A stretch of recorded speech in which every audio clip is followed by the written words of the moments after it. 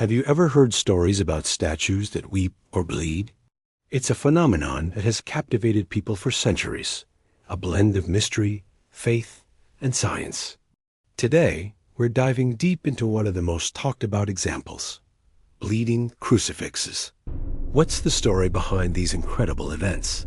And what do they mean to believers and skeptics alike? Let's find out. Across history, there have been numerous reports of crucifixes and other religious statues appearing to shed tears, sweat, or even blood. One of the most famous cases happened in Cochabamba, Bolivia, with a statue of Christ. It reportedly began weeping a blood-like substance, drawing thousands of pilgrims and extensive media attention.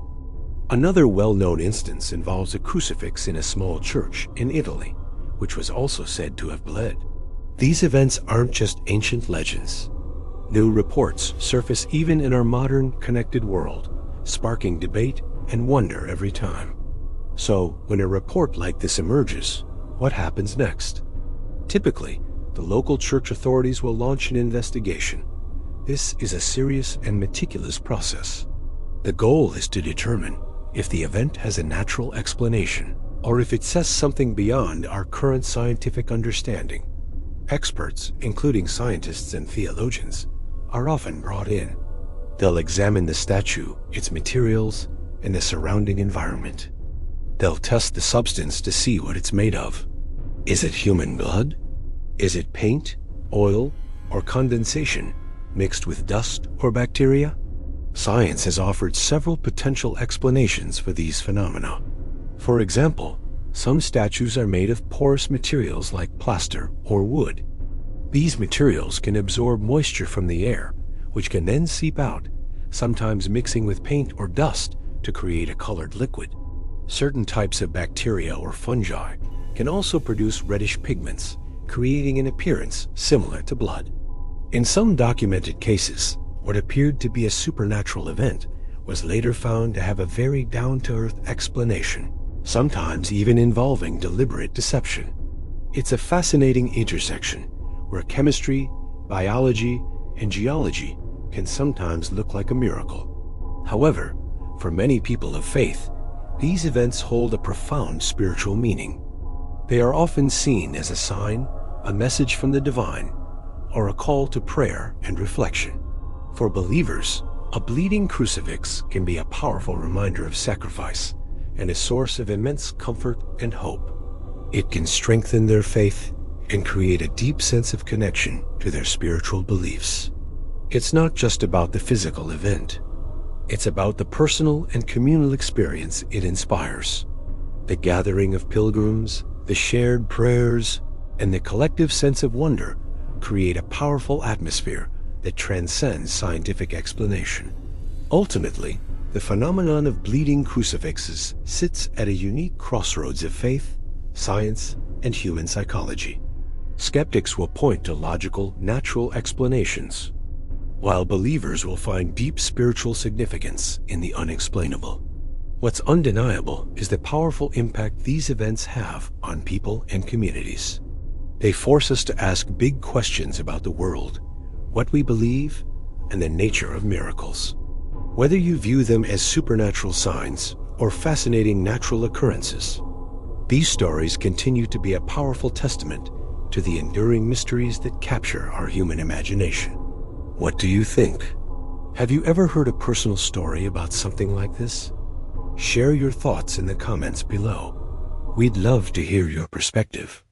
Thanks for watching, and if you enjoyed this journey into the mysterious, don't forget to like, share, and subscribe for more content that makes you think. See you next time. Have you ever heard stories about statues of the Virgin Mary weeping? These tales often describe tears of water, oil, or even blood appearing on the faces of these statues, captivating believers and skeptics alike.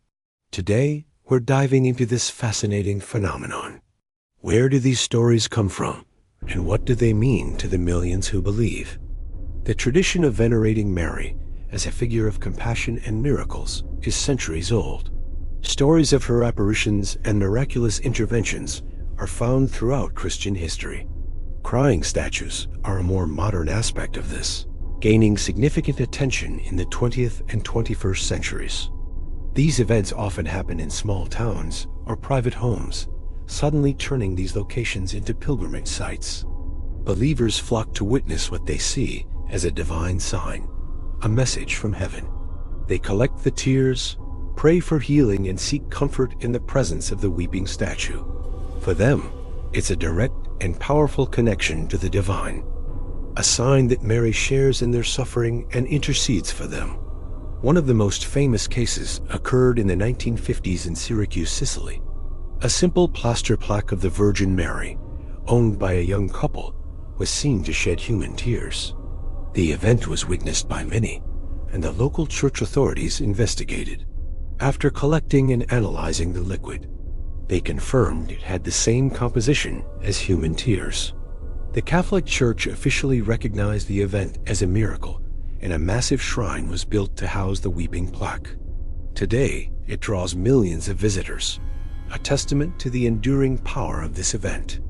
Another well-known instance happened in Akita, Japan, starting in 1975.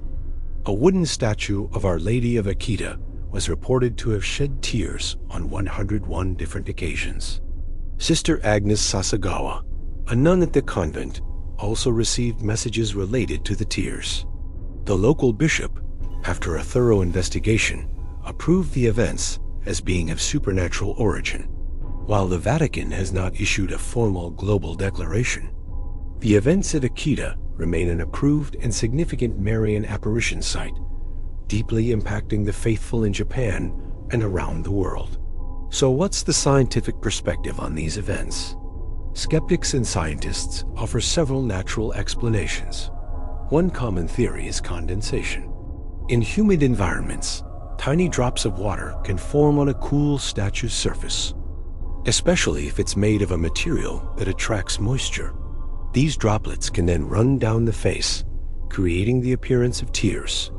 Another possibility is fraud. Sadly, there have been documented cases where people have deliberately faked crying statues for attention or financial gain, using oil, water, or other substances. This is why the Church is so cautious and conducts rigorous investigations before declaring any event a miracle. The Catholic Church has a very careful and methodical process for investigating these claims. It involves a team of theologians, scientists, and doctors. They examine the statue, analyze any liquid, and interview witnesses extensively. They look for any possible natural explanation or sign of manipulation. Most claims are actually dismissed. Only a very small number, after years of scrutiny, are ever deemed worthy of belief. The Church's goal is to protect the faithful from hoaxes while remaining open to the possibility of a genuine miracle. They emphasize that even if a miracle is approved, belief in it is not required for Catholics.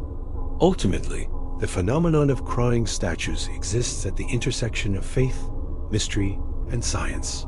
For believers, these are powerful signs of divine communication, a reminder that they are not alone in their struggles.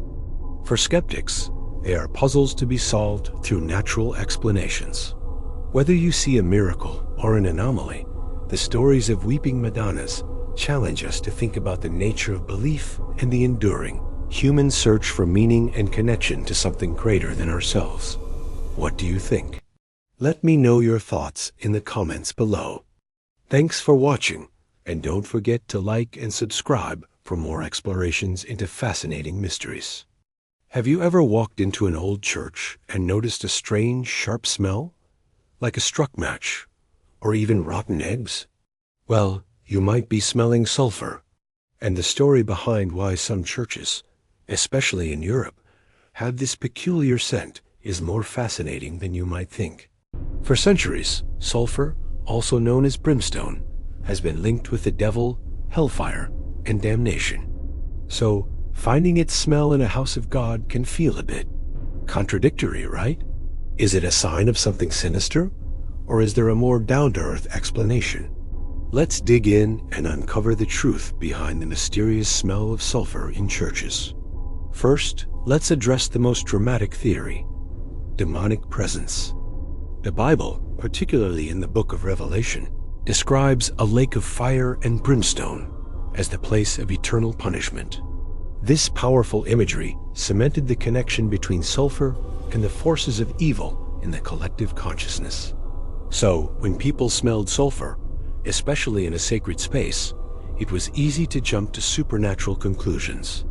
Tales of demonic hauntings and exorcisms often mention a sulfuric stench as a key sign of a malevolent spirit. While it makes for a great horror movie plot, there's no actual evidence to support this. It's a fascinating piece of folklore, but it's not the real reason for the smell. The most common and scientific explanation is actually quite simple. It's the matches. Specifically, old-fashioned sulfur matches. For hundreds of years, before modern lighters and safety matches, people used sulfur-tipped splints of wood to light candles. In a church, candles are lit constantly for services, for prayers, for memorials. Imagine hundreds of these sulfur matches being struck every single day for centuries. The sulfur dioxide gas released would permeate everything: the wooden pews, the heavy curtains, the porous stone walls, and even the pages of the hymnals. It's like how a smoker's cess retains the smell of cigarettes long after they've moved out. The scent literally soaked into the fabric of the building itself. So that faint whiff of brimstone you might catch is likely a scent memory of countless moments of devotion and prayer. Another major contributor is the building material itself. Many old churches are built with stones that naturally contain sulfur compounds, like pyrite, also known as fool's gold. When these stones are exposed to moisture and air, a chemical reaction can occur, releasing sulfurous gases. This is especially common in damp climates or in buildings with poor ventilation, like ancient stone churches with thick walls and small windows. The smell can become more pronounced after a heavy rain or during periods of high humidity. So, the smell isn't coming from an outside force, but from the very stones the church is built with. Finally, we can't forget about coal. For centuries, coal was the primary fuel for heating. Many old churches had coal-fired furnaces or stoves to keep the congregation warm during cold winters. Coal, especially lower-quality coal, is rich in sulfur. Burning, it releases sulfur dioxide and other smelly compounds. Just like with the matches, this smoke and soot would have coated the interior surfaces of the church, leaving behind a persistent, slightly acrid, sulfurous odor that can linger for decades, or even centuries, long after the heating systems were updated. So the next time you're in an old church and you smell that faint hint of brimstone, don't worry about demons. Instead, take a moment to think about the history you're smelling. It's the scent of centuries of flickering candles lit by sulfur matches, the very stones of the foundation breathing, and the ghostly warmth of old coal fires. It's not a sign of damnation, but a testament to the building's long and living history. It's a direct link to the countless generations who gathered in that very space. Thank you so much for watching. If you found this interesting, please like this video and subscribe for more historical deep dives. See you next time. Have you ever heard stories of people finding mysterious scratches on their bodies after praying? It's a topic that pops up in online forums and late-night discussions, often sparking a mix of fear, skepticism, and intense curiosity. What could possibly be behind such a strange and unsettling experience? Let's dive into some of the most common explanations people have come up with, exploring this phenomenon from different angles. One of the first places our minds go is to the supernatural. In many faith traditions, prayer is seen as a direct line of communication with the divine, a form of spiritual battle. Within this framework, some believe that these scratches could be a sign of a negative entity or spiritual force trying to interfere. The idea is that as you draw closer to the light through prayer, you might attract unwanted attention from the shadows. These forces, it's believed, might try to distract, frighten, or discourage you from your spiritual practice. For those who hold this view, such an experience isn't just a random event. It's a direct sign of spiritual warfare, a pushback against their faith. It can be a terrifying thought, but for many, it reinforces their resolve to pray even more fervently, seeing it as proof that their prayers are having a real impact. On the completely opposite end of the spectrum, we have the scientific and medical explanations. Our bodies are more mysterious than we often give them credit for. One possible cause is something called dermatographia, which literally means skin writing. It's a condition where even light scratches on the skin can cause raised, red welts that look just like deep, angry scratches. Someone might unknowingly scratch themselves while deep in prayer, perhaps with a fingernail, a piece of jewelry, or even the texture of their clothing, and not feel it at all in the moment. The intense focus of prayer can significantly lower your awareness of minor physical sensations. Later, when you see the marks, it feels completely inexplicable because you have no memory of causing them. It's a fascinating condition that affects a surprising number of people, and it could easily explain why these marks seem to appear out of nowhere. Then there's the psychological perspective, which offers another compelling layer. Our minds and bodies are deeply interconnected. Intense emotional states, like those often experienced during deep, heartfelt prayer, can manifest in physical ways. This is known as a psychogenic or psychosomatic response. Think about how stress can give you a headache or a stomachache. In a similar vein, intense spiritual or emotional energy could potentially manifest physically. Some theories suggest that the mind, grappling with powerful emotions or spiritual experiences, could subconsciously cause these marks. It's not about a conscious act of self-harm, but rather an unconscious physical expression of an overwhelming internal state. It's a testament to the powerful, and sometimes strange, ways our minds can influence our physical bodies. Another, more grounded explanation is simply our environment. We often don't pay close attention to our surroundings, especially when we're focused on something like prayer. You could have brushed against a rough surface, a sharp corner of a piece of furniture, or even been scratched by a pet without realizing it at the time. We get tiny, unnoticed cuts and scrapes all the time. It is only because the scratches are discovered after a significant event like prayer that we connect the two. This is a classic example of confirmation bias. Our brains are wired to find patterns and create connections, even when there isn't one. The timing makes the event feel meaningful, so we attribute the scratches to the prayer, overlooking a dozen other mundane possibilities. So, what are we to make of all this? Are these scratches a sign from another realm, a medical quirk, a psychological phenomenon, or just a coincidence? The truth is, there isn't a single answer that satisfies everyone.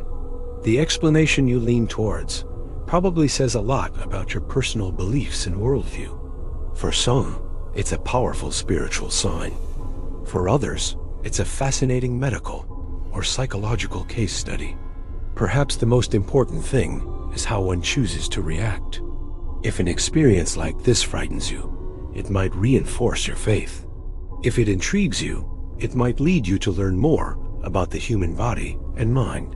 No matter the cause, it's a powerful reminder that there are still so many things about our world and ourselves that we don't fully understand. Thanks for watching. If you have any thoughts or have ever experienced something like this, share your story in the comments below. And don't forget to like and subscribe for more explorations into the mysteries of our world. See you next time. Have you ever sat in church, maybe during Mass, and out of the corner of your eye, you saw something? A flicker, a movement, a shape that looked almost human, but wasn't quite there. You blink, and it's gone. You might dismiss it as a trick of the light, your eyes playing games with you in the dimly lit sanctuary. But what if it wasn't? What if what you saw was a shadow figure? This is a phenomenon reported by people all over the world, from all walks of life, and surprisingly often within the sacred walls of a church. These aren't just your average shadows cast by pillars or statues. People describe them as dark, human-shaped silhouettes, often seen peripherally. They move with intention, sometimes darting quickly out of sight, other times seemingly standing still, just watching. So, what are these shadow figures? The theories are as varied as the experiences themselves. Some believe they are interdimensional beings, momentarily bleeding through from their reality into ours. The unique energy of a place of worship, where so much focused prayer and emotion are concentrated, might act as a thin spot between worlds, making such sightings more common. Another popular theory, especially within religious contexts, is that they are spiritual entities. This is where it gets complex. Are they guardian angels, silently watching over the congregation? Some people who've seen them report a sense of peace or protection, not fear. They describe the figures as observers, present but not interactive, like silent sentinels standing guard during the sacred rites. This would make sense, wouldn't it? In a place dedicated to the divine, it's comforting to think that celestial beings might be present, sharing in the worship. However, there's a darker side to this theory. Many paranormal investigators and theologians suggest that these could be demonic or malevolent entities. The idea is that they are drawn to holy places not to worship, but to mock, disrupt, or lead people astray. They might be trying to distract the faithful from their prayers, sowing seeds of doubt and fear in a place of peace. People who have had frightening encounters often describe a feeling of dread or a palpable cold spot accompanying the sighting. The figure might feel menacing, its presence a violation of the sacred space. Then there's the psychological explanation. The human brain is an expert at finding patterns, a phenomenon called pareidolia. It's why we see faces in clouds or shapes in random textures. In a church, with its dramatic lighting, flickering candles, and wafting incense, our senses are already in a heightened state. It's entirely possible that our brains are simply misinterpreting visual stimuli, creating a human-like figure out of a combination of shadow and light. Our own beliefs, expectations, and emotional state during Mass could prime us to see something spiritual, whether it's truly there or not. But let's go back to the personal stories, because that's where this gets really fascinating. I read an account from a woman who said she regularly saw a tall, slender shadow figure standing near the altar during the consecration. She never felt afraid.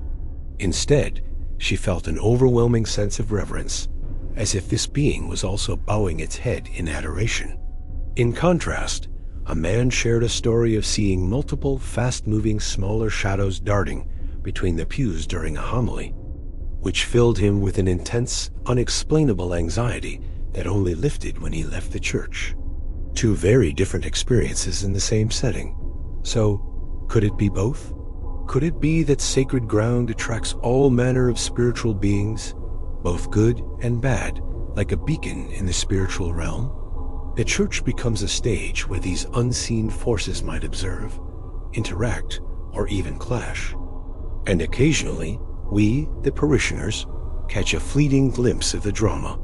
Ultimately, there's no single verifiable answer. Whether they are angels, demons, visitors from another dimension, or simply tricks of our own minds, the idea of shadow figures in church is a powerful one. It taps into our deepest questions about faith, the afterlife, and the unseen world that might exist just beyond our perception. It reminds us that even in the most familiar places, there can be profound mysteries waiting in the shadows. What do you think? Have you ever experienced something like this during a service or in a holy place? Share your stories and theories in the comments below. I'd love to read what you think is going on.